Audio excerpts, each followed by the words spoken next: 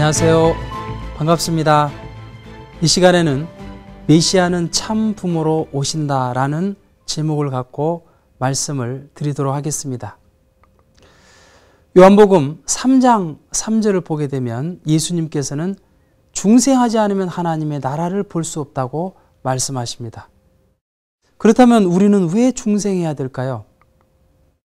원래 아담과 해와가 완성이 되었더라면 인류의 참 부모가 되어서 선의 자녀를 낳음으로써 이 땅에 지상 천국을 이루었을 것입니다. 그런데 아담과 해와가 타락함으로써 사탄을 중심하고 악의 부모가 되었기 때문에 악의 자녀를 낳음으로써 우리 타락한 인간들은 다시 선의 자녀로 태어나지 않으면 아니 되는 것입니다. 따라서 우리를 중생해 주실 그 메시아는 과연 누구일까요? 그 메시아는 바로 참 부모이신 것입니다.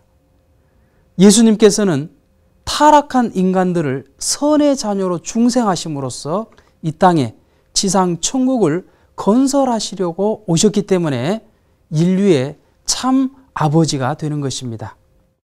따라서 성서를 보게 되면 베드로전서 1장 3절에 우리를 거듭나게 하시는 분으로 기록하고 있고, 고린도전서 15장 45절에는 후 아담으로 비유하고 있으며, 이사야서 9장 6절에는 영존하시는 아버지시요, 마태복음 16장 27절에는 아버지의 영광으로 오신다고 기록이 되어 있는 것입니다.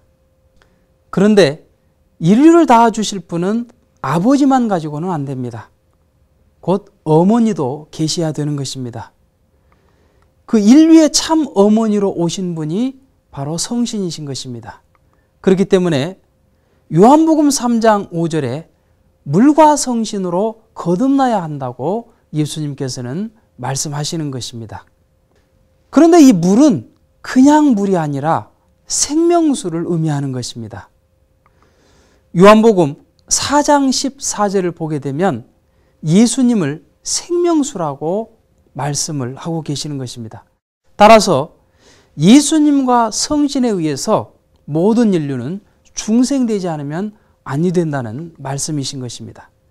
그렇기 때문에 예수님과 성신은 영적인 참 부모이신 것입니다. 우리 인간이 성신의 감동에 의해서 예수님을 구주로 믿게 되면 그 영적인 참 부모의 사랑을 받음으로써 새로운 생명이 주입이 되어서 그 인간들은 새로운 영적 자아로 거듭남으로써 영적인 중생을 하게 되는 것입니다.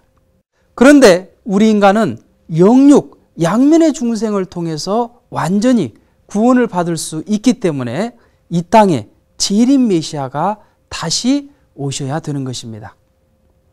따라서 재림 메시아는 어떠한 존재냐? 바로 실체적인 참 부모로 오시게 되는 것입니다. 곧 아담과 해와가 원래 인류의 첫 조상이 됨으로써 이 땅에 참 부모가 되었어야 되는데 그 아담 해와가 타락됨으로써 참 부모가 되지 못했던 것이죠.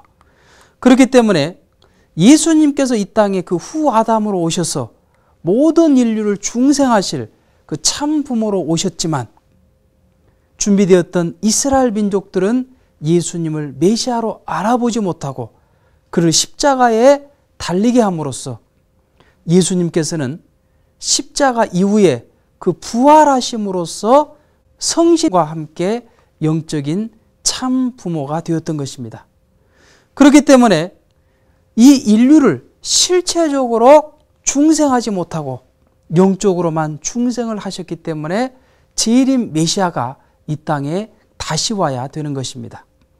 따라서 이 땅에 다시 오시는 그 재림 메시아는 요한계시록 21장 9절에 그 어린 양의 아내 곧 재림 주님의 실제 신부를 맞이함으로 말미암아 참 부모가 되어서 모든 인류를 중생함으로써 참 자녀로 복귀해서 이 땅에 지상천국과 천상천국을 건설하지 않으면 아니 되는 것입니다.